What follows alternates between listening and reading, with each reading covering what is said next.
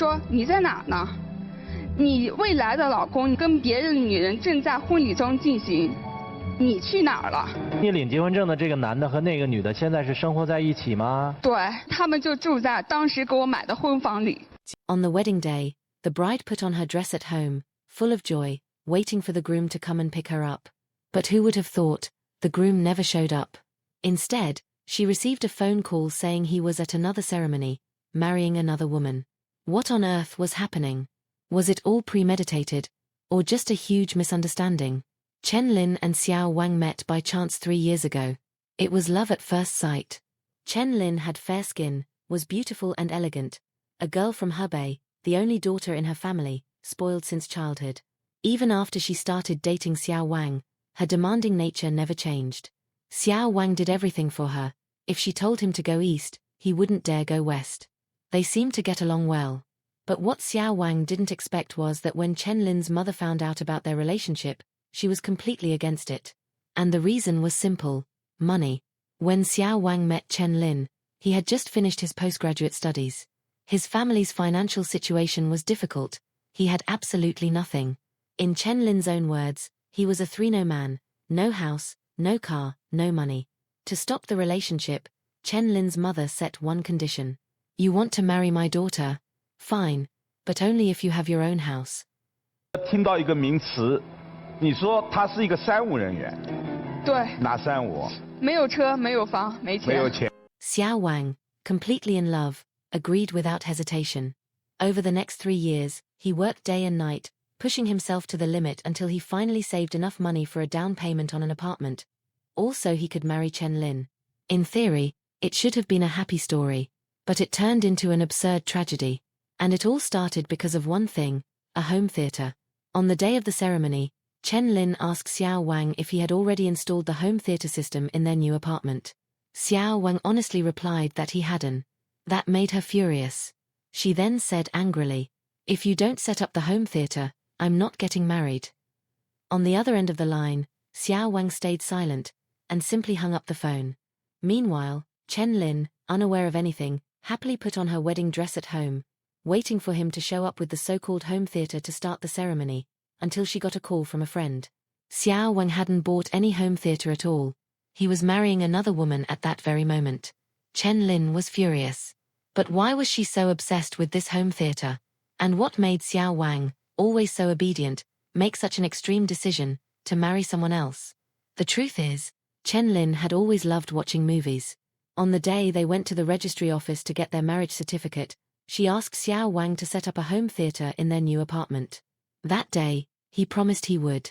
But on the day of the ceremony, when she asked again, that simple question, said almost without thinking, ended up destroying 3 years of relationship. In fact, Xiao Wang could have just talked things through calmly that day. There was no need to take things that far. He, who had always done everything she wanted, suddenly acted completely out of character. Why? And who was the woman he ended up marrying?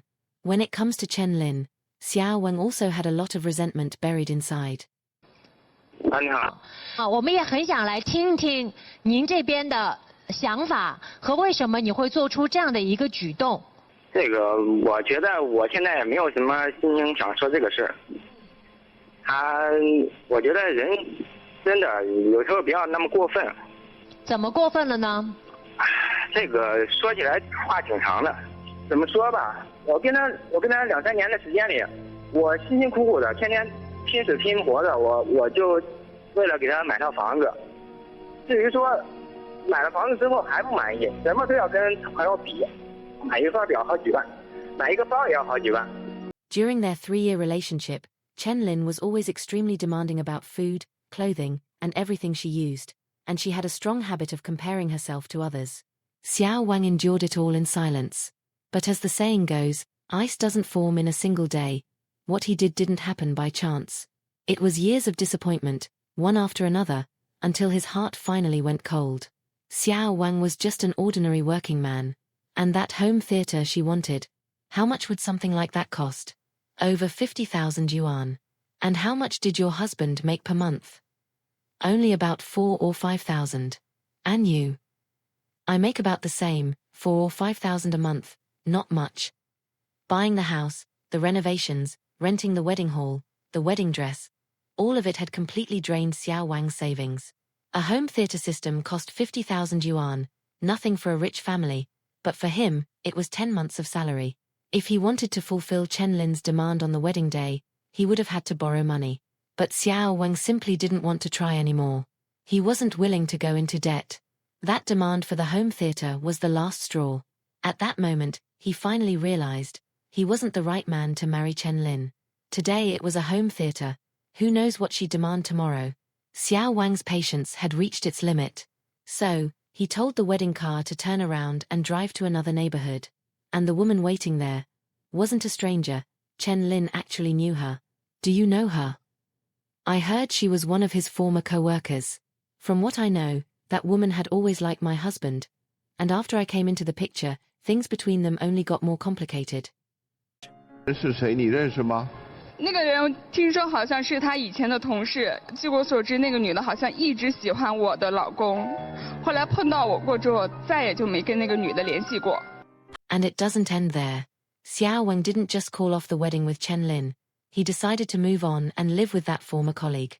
Today, the two of them live together in the very apartment that he and Chen Lin had decorated to be their marital home. On the day of the ceremony, half of the guests were Chen Lin's relatives. All of her family and friends were there. This time, the humiliation was unbearable. Chen Lin's parents were so furious that they ended up hospitalized. As for Chen Lin herself, she even thought about taking her own life several times. Later, Chen Lin demanded that Xiao Wang pay her 200,000 yuan in compensation for emotional distress. But does this claim really have legal grounds? And will Xiao Wang agree to it? According to Chinese law, Chen Lin and Xiao Wang had officially registered their marriage.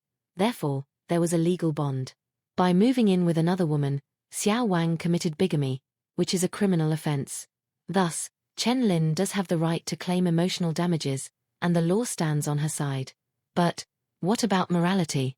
Over those 3 years, Chen Lin seemed to have only one priority: money. Everything she said revolved around it.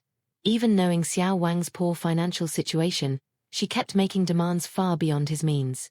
So, doesn't she also bear some responsibility? And isn't asking for 200,000 yuan perhaps a bit too much? It's always the same story. The faces change, the setting changes, but the plot stays the same.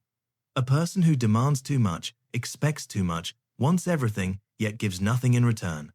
Wants to be loved without giving love, wants to be valued without offering value, wants a perfect life without understanding the price of someone else's effort to build it together.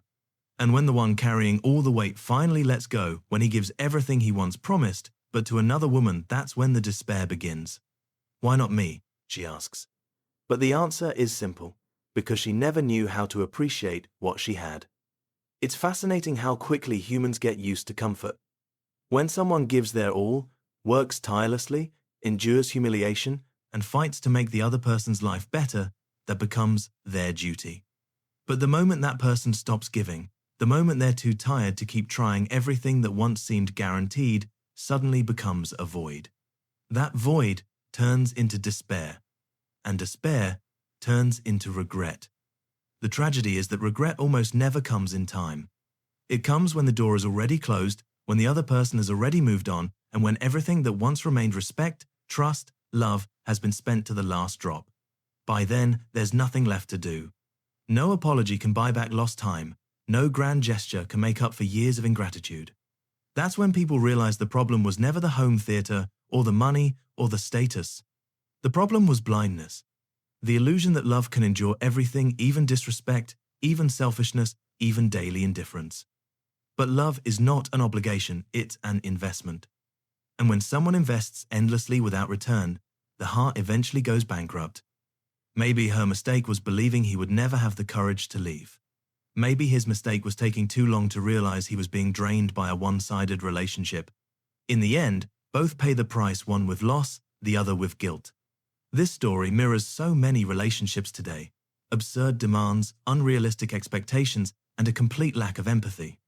We live in an age where having matters more than being.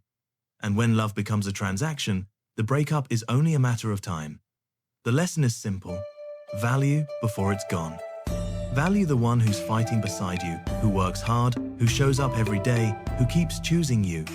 Because when that person gets tired, and they will, the emptiness that follows won't be easy to fill. You might try to replace them, find someone better, but what you lost wasn't just a person, it was a chance. A chance to prove that you knew how to love for real.